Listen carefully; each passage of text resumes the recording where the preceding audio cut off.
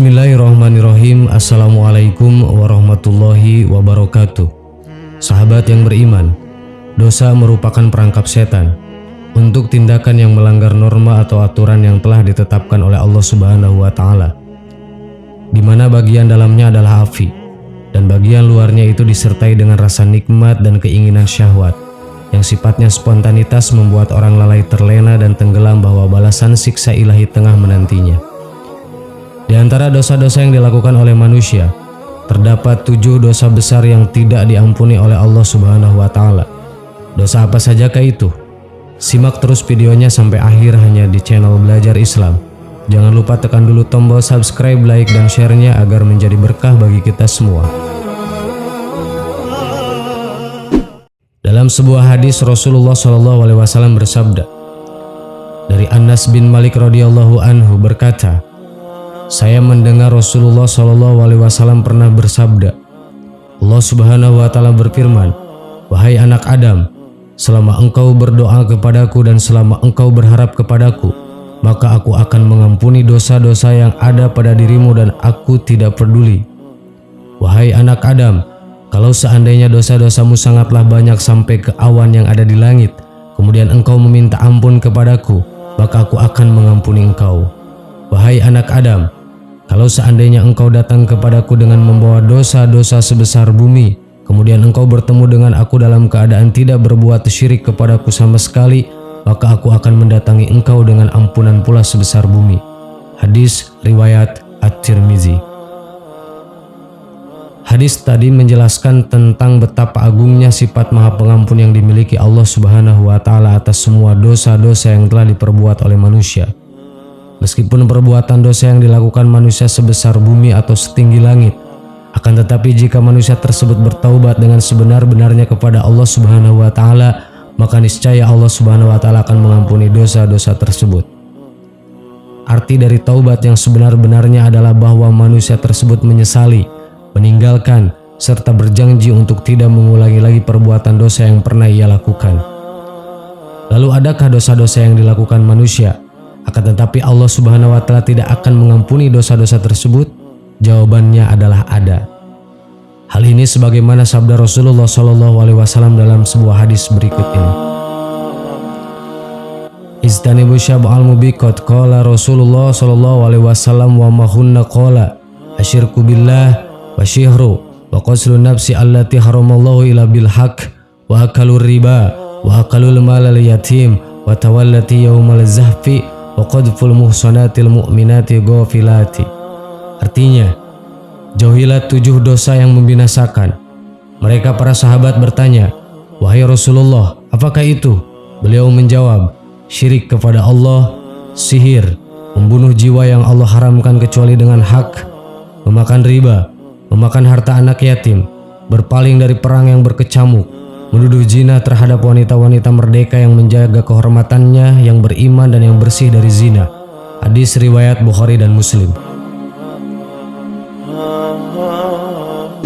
1. Syirik. Syirik merupakan perbuatan yang menyekutukan Allah Subhanahu wa Ta'ala dengan sesuatu, misalnya dengan berhala maupun makhluk-makhluk ciptaannya. Orang yang melakukan dosa syirik disebut musyrik. Syirik digolongkan menjadi dosa yang sangat besar dan Allah Subhanahu wa Ta'ala tidak akan mengampuni dosa ini. Hal ini sebagaimana firman Allah Subhanahu wa Ta'ala berikut, innallaha la yaghfiru ay yushraka bihi wa yaghfiru ma duna dzalika liman yasha'u wa may yusyriku billahi faqad dhalla dhalalan ba'ida. Artinya, Allah tidak akan mengampuni dosa syirik, mempersekutukan Allah dengan sesuatu, dan Dia mengampuni dosa selain itu bagi siapa yang Dia kehendaki. Dan barang siapa yang mempersekutukan sesuatu dengan Allah, maka sungguh dia telah tersesat jauh sekali. Quran Surat An-Nisa ayat 116. 2.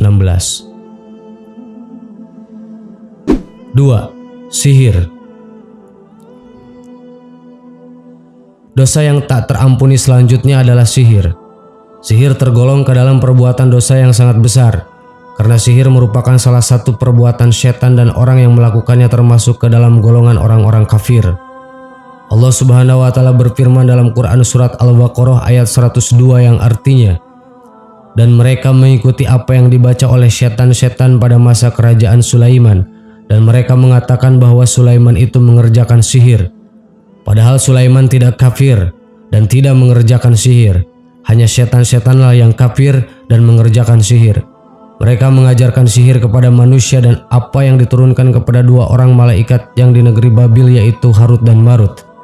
Sedang keduanya tidak mengajarkan sesuatu kepada seorang pun sebelum mengatakan, "Sesungguhnya kami hanya cobaan bagimu, sebab itu janganlah kamu kafir." Maka mereka mempelajari dari kedua malaikat itu apa yang dengan sihir itu mereka dapat menceraikan antara seorang suami dengan istrinya. Dan mereka itu ahli sihir, tidak memberi mudarat dengan sihirnya kepada seorang pun kecuali dengan izin Allah. Dan mereka yang mempelajari sesuatu yang tidak berani mudarat kepadanya dan tidak memberi manfaat. Demi Allah, sesungguhnya mereka telah meyakini bahwa barang siapa yang menukarkan kitab Allah dengan sihir itu, tiadalah baginya keuntungan di akhirat. Dan amat jahatlah perbuatan mereka menjual dirinya dengan sihir kalau mereka mengetahui. Quran Surat Al-Baqarah ayat 102. 3. Membunuh jiwa Allah yang diharamkan kecuali dengan hak. Maksudnya adalah manusia baik itu muslim maupun non-muslim haram untuk dibunuh tanpa adanya alasan yang dibenarkan oleh syariat Islam. Hal ini sebagaimana firman Allah Subhanahu wa taala, "Wala taqtulun nafsul lati haramallahu illa bil haq." Artinya, dan janganlah kamu membunuh jiwa yang diharamkan oleh Allah membunuhnya kecuali dengan suatu sebab yang benar. Quran Surat Al-An'am ayat 151. Man qatala nafsan bi ghairi nafsin fa fasadi fil ardi fa ka'annama qatlun nasi jami'an wa man ahyaha fa ka'annama ahyan nasi jami'an. Artinya, barang siapa yang membunuh seorang manusia bukan karena orang itu membunuh orang lain atau bukan karena membuat kerusakan di muka bumi, maka seakan-akan dia telah membunuh manusia seluruhnya. Quran Surat Al-Maidah ayat 32. 4. Memakan harta anak yatim. Memakan harta yang menjadi hak anak-anak yatim dengan cara yang batil adalah termasuk perbuatan zalim. Hal itu merupakan dosa yang sangat besar. Hal ini sebagaimana firman Allah Subhanahu wa taala yang artinya, "Dan berikanlah kepada anak-anak yatim itu harta-harta mereka, dan janganlah kalian mengganti yang buruk dengan yang baik. Jangan mencampurkan harta mereka ke dalam harta kalian. Sesungguhnya perbuatan itu merupakan perbuatan dosa yang sangat besar." Quran Surat An-Nisa ayat 2. Sesungguhnya orang-orang yang memakan harta anak yatim secara zalim, sebenarnya mereka itu menelan api sepenuhnya perutnya dengan mereka akan masuk ke dalam api yang menyala-nyala atau neraka. Quran Surat An-Nisa ayat 10. 5. Riba. Allah Subhanahu wa taala telah berfirman terkait dengan orang-orang yang memakan riba, yang artinya orang-orang yang makan atau mengambil riba tidak dapat berdiri melainkan seperti berdirinya orang yang kemasukan setan lantaran tekanan penyakit gila. Keadaan mereka yang demikian itu adalah disebabkan karena mereka berkata atau berpendapat, "Sesungguhnya jual beli itu sama dengan riba," padahal Allah telah menghalalkan jual beli dan mengharamkan riba. Orang-orang yang telah sampai kepadanya larangan dari Tuhannya lalu terus berhenti dari mengambil riba, maka baginya orang yang telah diambil dahulu sebelum datang larangan, dan urusannya terserah Allah Subhanahu wa taala. Orang yang kembali mengambil riba, maka orang itu adalah penghuni-penghuni neraka, mereka kekal di dalamnya. Quran Surat Al-Baqarah ayat 275. 6. Meninggalkan peperangan atau jihad.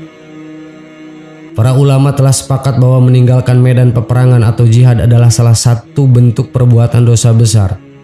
Allah Subhanahu wa taala juga telah berfirman, yang artinya, "Hai orang-orang yang beriman, apabila kamu bertemu dengan orang-orang kafir yang sedang menyerangmu, maka janganlah kamu membelakangi mereka atau mundur. Barang siapa yang membelakangi mereka atau mundur di waktu itu, kecuali berbelok untuk siasat perang atau hendak menggabungkan diri dengan pasukan yang lain, maka sesungguhnya orang itu kembali dengan membawa kemurkaan dari Allah, dan tempatnya adalah neraka jahanam, dan amatlah buruk tempat kembalinya. Quran Surat Al-Anfal ayat 15 dan 16. 7. Menuduh wanita solehah telah berbuat zina. Zina merupakan perbuatan bercampurnya laki-laki dan perempuan tanpa adanya ikatan pernikahan. Ini adalah dosa yang sangat besar, dan sebagaimana hukumnya maka pelaku zina akan mendapatkan hukuman dari Allah baik itu selama mereka di dunia maupun ketika mereka berada di akhirat kelak. Lalu bagaimana jika ada seseorang yang menuduh seorang wanita soleha telah melakukan perbuatan zina? Allah Subhanahu wa Ta'ala telah berfirman, yang artinya, dan orang-orang yang menuduh perempuan-perempuan terhormat berbuat zina, kemudian itu tidak mengemukakan 4 saksi, maka hendaklah mereka didera 80 kali deraan, dan janganlah diterima kesaksian dari mereka selama-lamanya. Itulah orang-orang yang fasik. Quran Surat An-Nur ayat 4. Sahabat yang beriman, itulah 7 dosa besar yang tidak akan diampuni oleh Allah sebelum melaksanakan taubatan nasuha.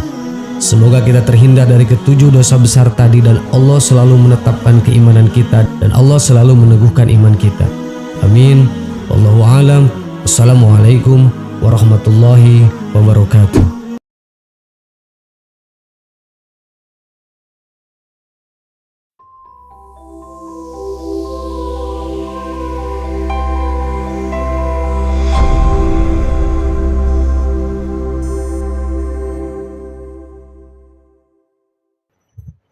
Ma'asyiral muslimat yang dimuliakan Allah Subhanahu wa Ta'ala. Pembahasan di pagi hari ini, dosa besar, menyakiti dan mencaci maki kaum muslimin. Ma'asyiral muslimat yang dimuliakan Allah Subhanahu wa Ta'ala. Dalam kehidupan manusia sehari-hari, maka kita lihat bahwa manusia itu di antara mereka ada yang bisa menjaga lisan, ada yang tidak bisa menjaga lisan. Ada yang bisa menjaga perbuatan, ada yang tidak bisa menjaga perbuatan. Ada orang yang sabar ketika disakiti orang. Ada orang yang tidak sabar. Bahkan ada yang pendendam. Bahkan boleh jadi ada yang sampai kemudian melakukan hal-hal yang akhirnya menyakiti orang. Begitulah kehidupan manusia. Tidak lepas dari perkara-perkara tadi.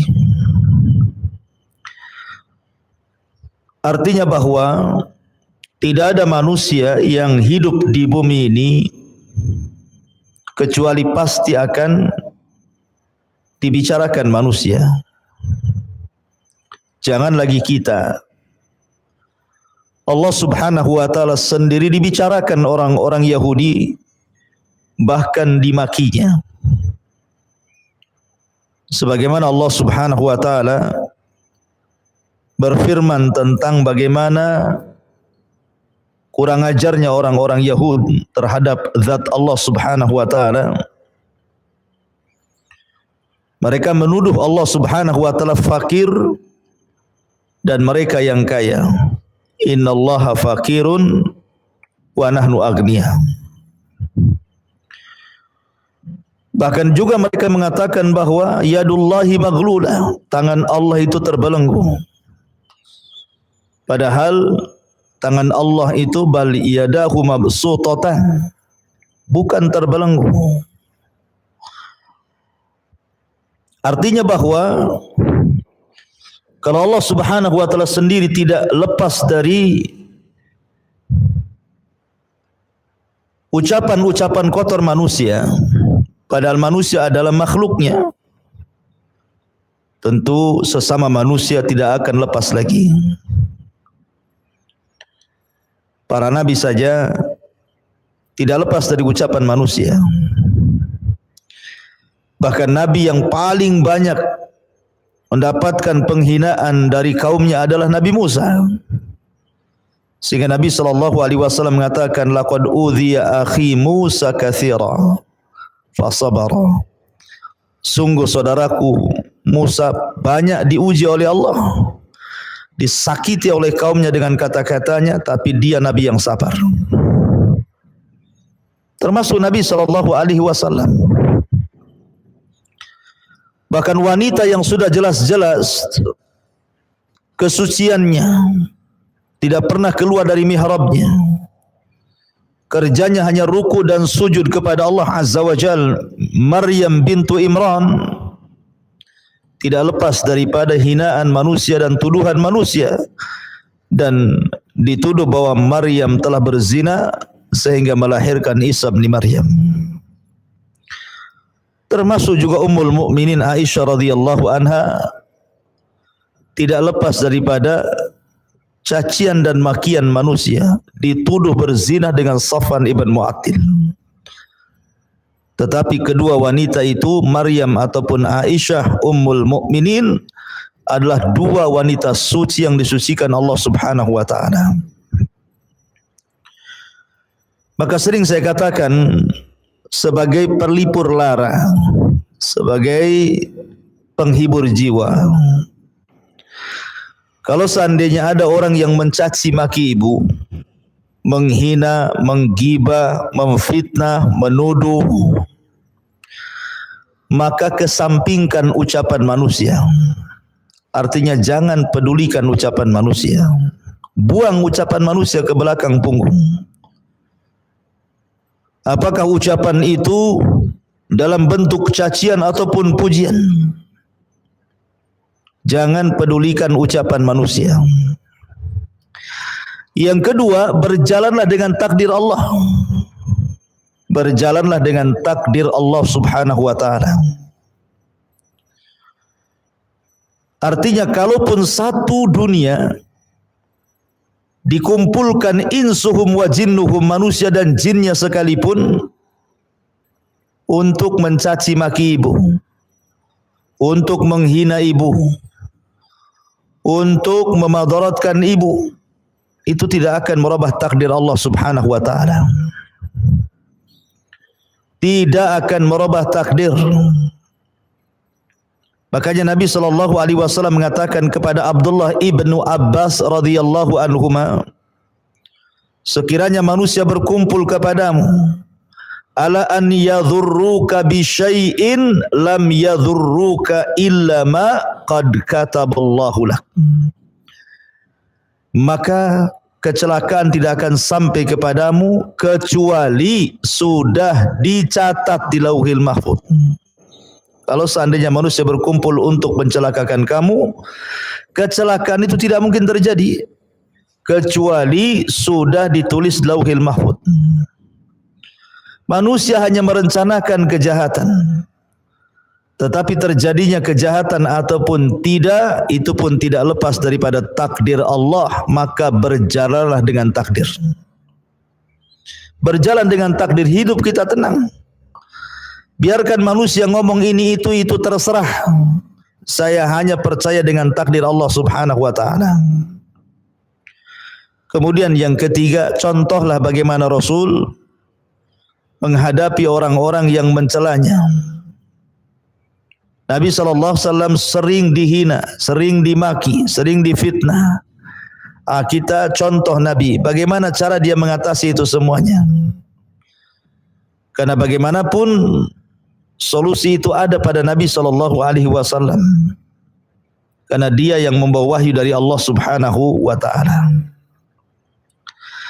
Ma'asyiral muslimin yang dimuliakan Allah Subhanahu wa taala, maka dalam bab ini, dalam bab dosa besar yang ke-50 ini, Al-Imam Az-Zahabi rahimahullahu ta'ala ingin menjelaskan tentang di antara dosa besar adalah menyakiti, mencaci maki terhadap saudaranya kaum muslimin. Allah Subhanahu wa taala berfirman di dalam surah Al-Ahzab ayat 58, walladzina yu'dzunal mu'minina wal mu'minati bighairi maktasabu faqad ihtamalu buhtanan wa itsman mubina. Dan orang-orang yang menyakiti orang-orang mukmin laki-laki ataupun perempuan tanpa ada kesalahan yang mereka perbuat, maka sungguh mereka telah memikul kebohongan dan dosa yang nyata. Ma'asyiral muslimin yang dimuliakan Allah Subhanahu wa taala. Terkadang di masyarakat ini lidah tak bertulang, mudah mencaci maki orang. Terkadang awalnya tidak punya dosa, jadi punya dosa gara-gara mencaci dan komentar terhadap orang lain. Pamannya ibu punya tetangga, tetangganya itu mungkin kurang sopan bajunya, mungkin masih membuka aurat dan selalu keluar tengah malam. Langsung dalam otak kecil ibu mengatakan, jangan-jangan wanita ini wanita malam, wanita remang-remang, wanita yang hanya mencari hiburan tengah malam. Jangan-jangan dia seorang pezina. Ini kan sudah menuduh. Maka ini masuk dalam kategori menyakiti dan mencaci maki, dan ini termasuk dosa besar. Kita tidak bisa menghukumi manusia hanya gara-gara pakaian dan hanya gara-gara keluar malam. Karena menuduh berzinah itu harus ada 4 saksi. 4 saksi pun harus menyaksikan perzinahannya. Kalau tidak menyaksikan, maka yang menuduh yang dipukul dalam Islam 84 kali 80 cambukan. Jadi tidak boleh menuduh menyakiti seperti itu aja, tidak boleh. Itu jelas-jelas wanita yang fasik gitu ya, yang ibu tahulah tetangga sendiri dia enggak pernah sholat, pakaian telanjang dan begitu seterusnya. Tapi dengan menuduh si anu berzina, ini tuduhan berat. Kalau seandainya wanita fasik seperti ini saja, kita tidak boleh menuduh tanpa ada saksi. Bagaimana pula wanita baik-baik dituduh berzina? Seperti yang dilakukan orang-orang Syiah terhadap Ummul Mukminin Aisyah radhiyallahu anha. Orang-orang Syiah itu menuduh Aisyah berzina persis seperti tuduhan orang-orang munafik di zaman Nabi sallallahu alaihi wasallam yang dikepalai oleh Abdullah ibn Ubay ibn Salul, menyebarkan hoax bahwa Aisyah radhiyallahu anha berzina dengan Safwan ibn Mu'attil. Tetapi karena ini berita dusta, Allah Subhanahu wa taala turunkan suratun Nur, pembebasan Ummul Mukminin Aisyah radhiyallahu anha dari tuduhan berzina dengan Safwan ibn Mu'attil. Makanya Allah mengatakan walladzina yu'dzunal mu'minin wal mu'minati bighairi maktasabu faqad ihtamalu buhtanan wa itsman mubina. Dan orang-orang yang menyakiti orang-orang yang beriman laki-laki dan perempuan tanpa ada kesalahan yang mereka perbuat, maka sungguh mereka telah memikul kebohongan dan dosa yang nyata. Apalagi yang dituduh wanita-wanita yang taat kepada Allah. Apalagi kalau yang dituduh itu atau yang dicaci maki itu adalah orang-orang saleh, orang-orang yang taat kepada Allah Azza wa Jalla. Maka tentu menuduh apapun bentuk tuduhannya, dituduh si fulan korupsi, dituduh si fulan kurang akhlak, kurang adab dan begitu seterusnya, maka ini boleh jadi bagian daripada ghibah. Boleh jadi bagian daripada ghibah. Bahkan di negeri ini ada namanya ghibah nasional. Tahu bu ghibah nasional tuh? Ghibah nasional itu kalau seandainya ada satu pejabat kemudian dicurigai dia korupsi, masuklah media, dibaca oleh publik, maka masyarakat yang membaca, mendengar, langsung ikut-ikut apa kata media, ikut mencela, kemudian mengatakan dasar koruptor, tidak amanah, macam-macam. Akhirnya kemudian datanglah persidangan. Disidanglah orang yang tertuduh korupsi ini. Rupanya sama hakim persidangan dilepaskan pula. Tiba-tiba masyarakat ngomong lagi, lah kok koruptor dibebaskan katanya. Lah kita tidak hadir di persidangan itu. Dan kita tidak tahu berita itu betul atau salah, bermuatan politik atau tidak. Tetapi dengan cara kemudian ikut-ikutan mencaci, memaki, menuduh, menggibah tanpa ada bukti yang benar, itu masuk pada ghibah atau justru menyebar kedustaan. Apalagi kemudian kalau yang disebar ini orang-orang soleh gitu ya. Tanpa ada bukti kemudian sudah dituduh, maka ini dosa besar, tidak boleh. Tidak boleh menuduh. Apalagi mencaci maki saudaranya yang sudah mengaji, sudah berjilbab, sudah pakai cadar gitu ya. Masih juga kemudian diomeli, dicaci, dimaki, maka ini bagian daripada dosa besar menyakiti dan mencaci maki saudaranya kaum muslimin. Kemudian juga mu'alif rahimahullahu ta'ala mencantumkan firman Allah subhanahu wa ta'ala dalam surat Al-Hujurat, wala tajassasu wala yaghtab ba'dukum ba'dah. Dan janganlah kamu mencari-cari kesalahan orang lain, dan janganlah ada di antara kamu yang menggunjing sebagian yang lainnya. Ada satu akhlak yang paling buruk di tengah-tengah masyarakat kaum muslimin, khususnya ibu-ibu. Terkadang apabila bercerita dengan kawannya, awalnya baik-baik saja ceritanya, tanya kabar, tanya anak, tanya keluarga gitu. Karena keasikan ngobrol, mulailah membicarakan kawannya, membicarakan tetangganya, membicarakan orang yang satu jamaah dengan pengajiannya. Kemudian dikorek-korek pula. Itu namanya tajassus.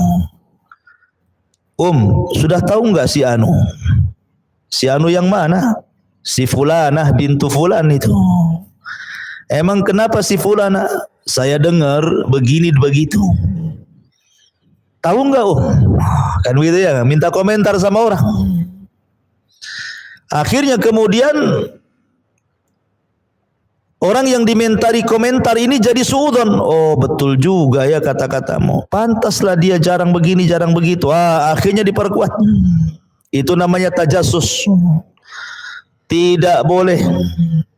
Ibu kalau ketemu kawannya cukuplah yang dibicarakan itu yang ada keperluan saja. Kalau keperluan ngaji ya urusan kajian yang dibicarakan. Jangan urusan yang lain. Kalau datang ke arisan, urusan arisan saja, habis itu pulang. Kalau urusan jual beli ya jual beli saja, habis itu selesai. Jangan kemudian merembet ke sana kemari, yang datang tidak berdosa, pulang pula membawa dosa besar. Naudzubillah. Karena tajassus ini akan beralih kepada ghibah. Orang kalau sudah tajassus mengorek-ngorek keburukan orang, pasti jatuh kepada ghibah. Dan ghibah itu adalah dosa besar, bukan dosa kecil ghibah itu. Nabi SAW pernah lewat dengan sahabatnya, ada kambing yang sudah mati jadi bangkai. Kemudian Nabi SAW mengatakan, maukah kalian memakai bangkai kambing ini? Maka sahabat mengatakan, ya Rasulullah, kalaupun hidup kami tak mau karena kambing ini cacat. Maka Rasul mengatakan, sesungguhnya kau makan bangkai kambing ini jauh lebih baik dibandingkan engkau merobek kehormatan seorang muslim. Bahkan dikatakan oleh Rasul, min arbar riba, sebesar-besarnya dosa riba, sebesar-besarnya dosa riba, kata Rasul, seseorang merobek kehormatan saudaranya.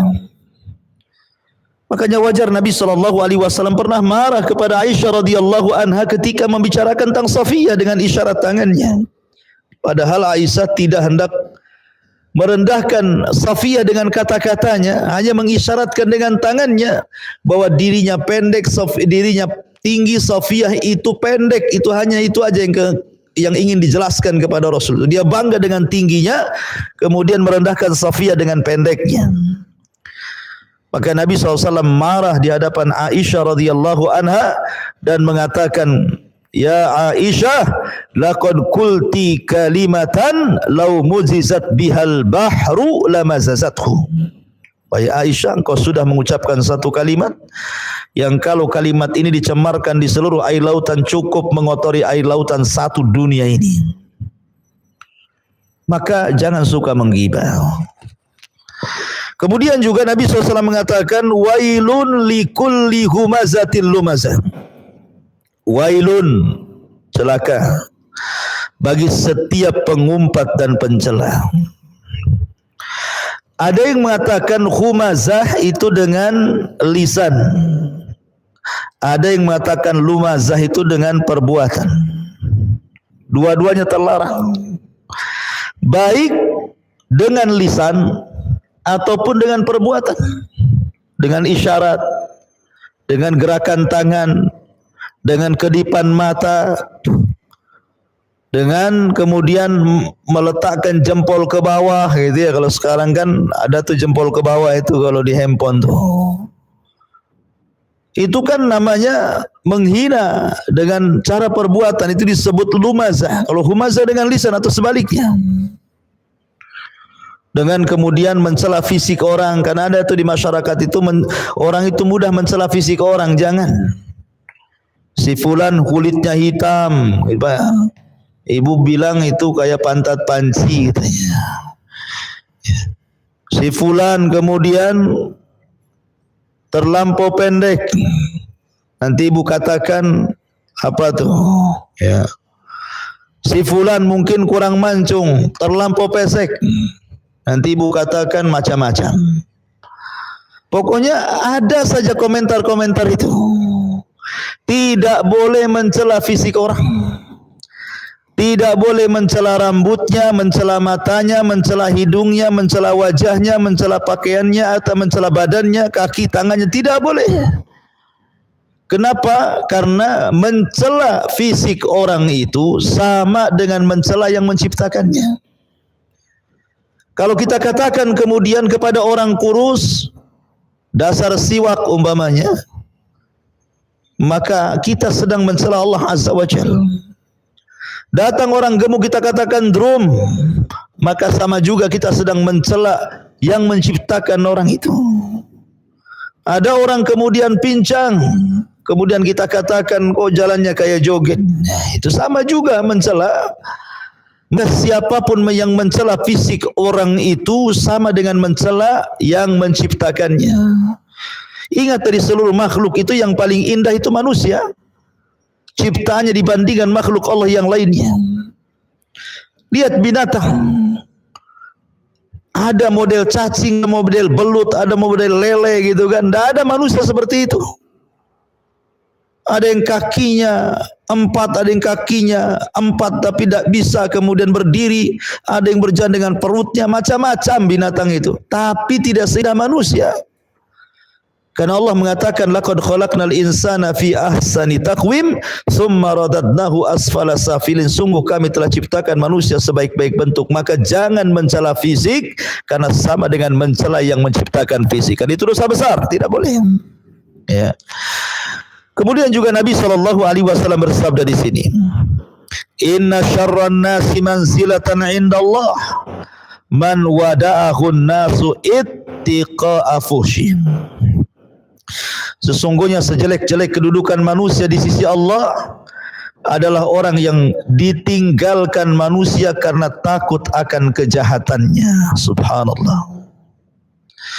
Ada di antara orang itu, Bu, yang tidak dikehendaki kehadirannya kan, Bu. Ada di antara orang-orang itu yang tidak dikehendaki kehadirannya. Kalau dia tidak hadir, manusia akan mengatakan alhamdulillah dia tidak datang. Kalau dia datang, inna lillahi wa inna ilaihi rajiun, ngapainlah dia datang.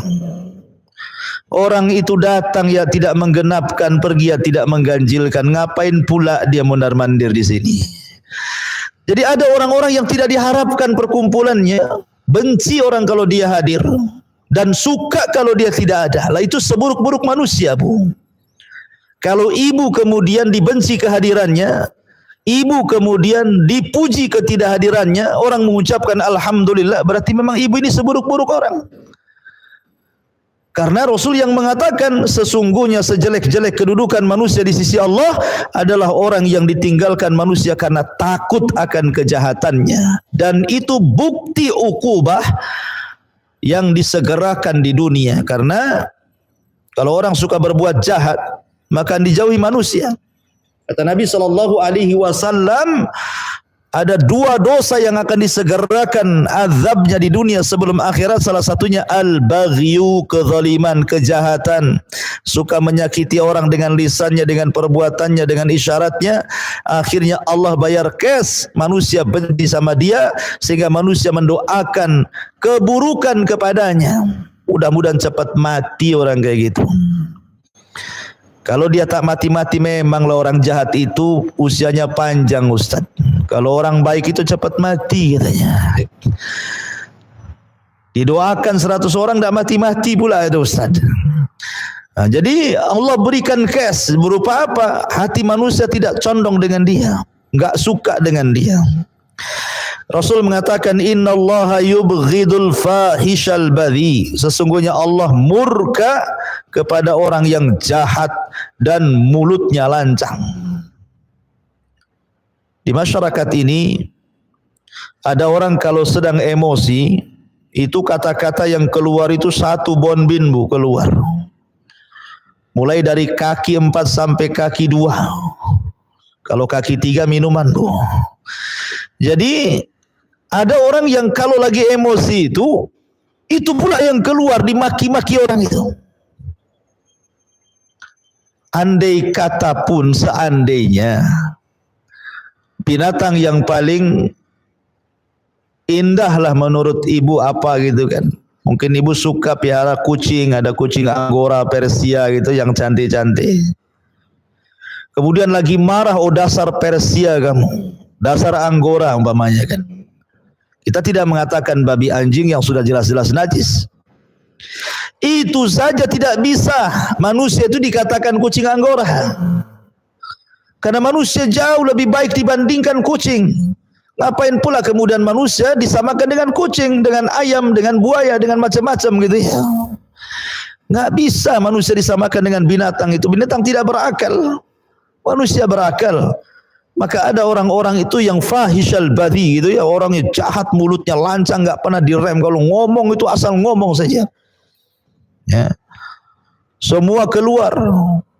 Makhluk-makhluk halus saja dikeluarkan. Oh dasar setan, kuntilanak, genderuwo semua keluar. Ya. Maka yang seperti itu termasuk badhi. Kemudian Nabi SAW mengatakan, ibadallah innallaha wadu'al haraj. Illa man iktarasa irdi akhihi fadhaka alladhi haraja au halak. Wahai hamba Allah, sesungguhnya Allah memperingatkan dosa kecuali orang-orang yang telah melanggar kehormatan saudaranya. Maka yang demikian itulah orang-orang yang telah berbuat dosa atau telah celaka. A'udzubillah. Dan Nabi mengatakan kullul muslim ala muslim haram irduhu wa maluhu wa damuhu at-taqwa huna bihasbi imri'in minasyarri an yahkira akhahul muslim. Kata Nabi SAW, setiap muslim terhadap muslim yang lainnya itu harus dilindungi kehormatannya, hartanya dan darahnya. Takwa itu di sini cukuplah bagi seorang muslim itu dikatakan telah berbuat jahat apabila dia merendahkan saudaranya sesama muslim. Lihat bagaimana Islam memerintahkan kita untuk menjaga kehormatan orang. Sebab cukuplah orang itu dikatakan orang jahat ketika dia merendahkan saudaranya. Jangan merendahkan saudaranya. Karena ada di masyarakat kita ini yang mudah merendahkan karena dia merasa lebih kaya, tetangganya lebih miskin, maka direndahkan dengan cara terkadang dengan lisannya atau dengan perbuatannya atau dengan barang-barangnya atau dengan pakaian dan tasnya. Ada orang yang merendahkan, kan orang merendahkan itu macam-macam. Ada dengan isyarat tangannya, ada dengan isyarat lisan dan juga matanya. Tidak bisa. Ya, Allah itu sudah takdirkan kekayaan masing-masing. Tidak perlu membanggakan. Kalau Allah mau, Allah buat Anda miskin sesaat. Kalau Allah mau juga Anda bisa Allah buat kaya sesaat. Biyadihil muluk, di tangan Allah lah kerajaan. Yu'tillahu man yasha. Allah memberikan kepada yang dikehendakinya. Dan Allah menghancurkan juga kepada orang yang dikehendakinya. Tidak perlu kemudian merendahkan orang. Ya. Al-muslimu akhul muslim la yadlimuhu wa la yakhduluhu wa la yahkiruhu bihasbi imri'in min asy-syar'i an yahkira akhul muslim. Seorang muslim itu bersaudara tidak boleh berlaku zalim, tidak boleh menelantarkan, tidak boleh merendahkan. Cukuplah seorang muslim itu dikatakan berbuat jahat apabila dia merendahkan saudaranya. Kemudian Allah Subhanahu wa taala mengatakan, "Innal ladzina yuhibbuna an tashi'al fahishatu fil ladzina amanu lahum adzabun alim fid dunya wal akhirah." Sesungguhnya orang-orang yang ingin agar perbuatan yang sangat keji, berita bohong tersiar di kalangan orang-orang beriman, maka mereka mendapatkan azab yang pedih di dunia dan juga azab di akhirat. Jadi tidak boleh ibu menyebarkan hoax. Makanya kalau ibu pegang handphone, hati-hati jangan asal copy paste. Cross check dulu beritanya, layak nggak di-share atau tidak, layak nggak di-share ke grup atau tidak. Ya, apalagi sudah jelas-jelas isinya itu berita bohong, berita cacian, makian kepada kaum muslimin, sesama kaum muslimin, tidak perlu disebarkan beritanya. Ya, karena ibu-ibu ini itu biasanya sudah dengar nggak ya? Enggak. Mau dengar, tapi tolong ya jangan ceritakan sama orang ya. Kan gitu ya ibu ya. Itu senjata ibu-ibu kan begitu. Jangan ceritakan kepada orang. Nanti yang ibu ceritakan ngomong lagi ke yang lain. Kamu jangan ceritakan sama orang. Aku baru dapat berita nih, bagus beritanya katanya. Yang ini juga sama, jangan ceritakan sama orang. Satu kampung akhirnya bilang jangan ceritakan sama orang padahal sudah tahu semua. Lah ini namanya menyebar namanya ya, tidak boleh menyebar. Biasakan amanah mendengar dan amanah lisan. Cukuplah ibu sendiri yang mendengar, kalau perlu bu hapus memorinya, lupalah, dibuat amnesia gitu ya supaya berita-berita itu tidak sampai disebarkan kepada orang. Karena ini termasuk dosa besar, ya. Ma'asyiral muslimin yang dimuliakan Allah Azza wa Jalla. Karena saking mudahnya lisan ini menyebarkan berita, terkadang tidak sadar kalau dia sedang melakukan dosa besar. Harusnya tugas seorang muslim itu menutup aib seorang muslim. Kalau ada orang ini memang punya aib, jangan dibongkar. Karena ibu juga punya aib. Makanya sering saya katakan orang itu menjadi mulia di hadapan manusia, bukan di hadapan Allah ya. Orang itu menjadi mulia di hadapan manusia karena Allah tutup aibnya. Kalau seandainya Allah bongkar aibnya itu, tidak ada manusia yang memuliakan manusia. Yang ada manusia menaruh pasir di kepala manusia. Tapi karena Allah tutup aib kita, makanya manusia masih hormat sama kita. Kalau Allah buka aib kita, Allahu a'lam, boleh jadi manusia mencaci maki kita. Oleh karena itulah maka biasakan menutup aurat orang lain supaya Allah tutup aurat kita. Terbiasalah menutup aib orang lain supaya Allah berusaha menutup aib kita, supaya manusia tidak tahu dan kita bisa bertobat kepada Allah Subhanahu wa taala. Kemudian Rasul mengatakan sibabul muslimina fusukun wa qitaluhu kufrun. Mencela seorang muslim adalah kefasikan, sedang membunuhnya adalah kekufuran. Bahkan mencela seorang muslim itu hakikatnya dia sedang membunuh pelan-pelan.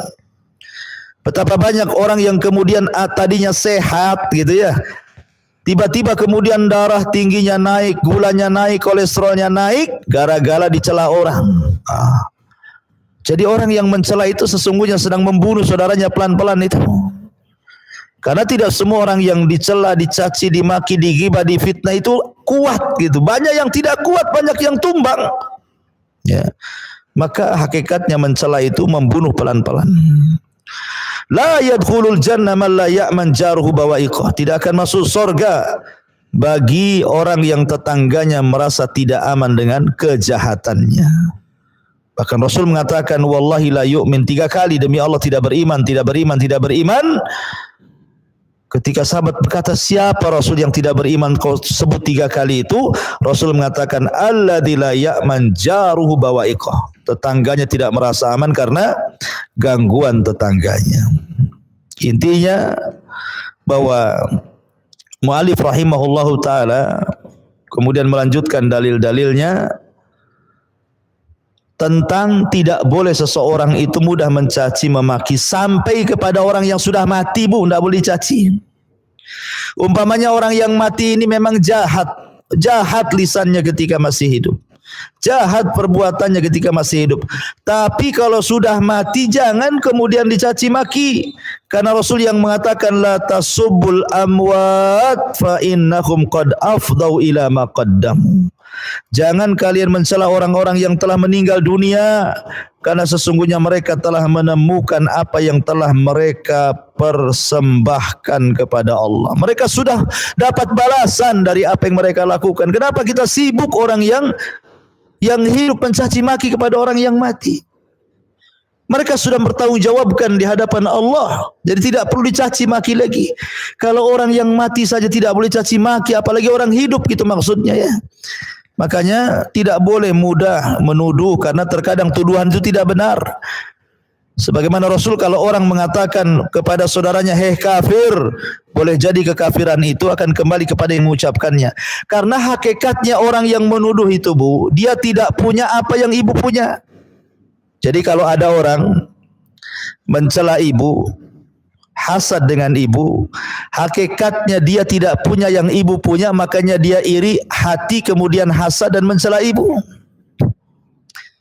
Karena tidak punya itulah dia mencela. Akhirnya artinya orang yang mencela itu orang fakir, sehingga dia mencela orang lain dengan hasadnya. Makanya sekali lagi Nabi SAW mengatakan la khaira fiha hiya min ahlin nar. Tidak ada kebaikan bagi wanita yang suka mencaci maki tetangganya, bahkan dia termasuk penduduk neraka. Wallahu alam.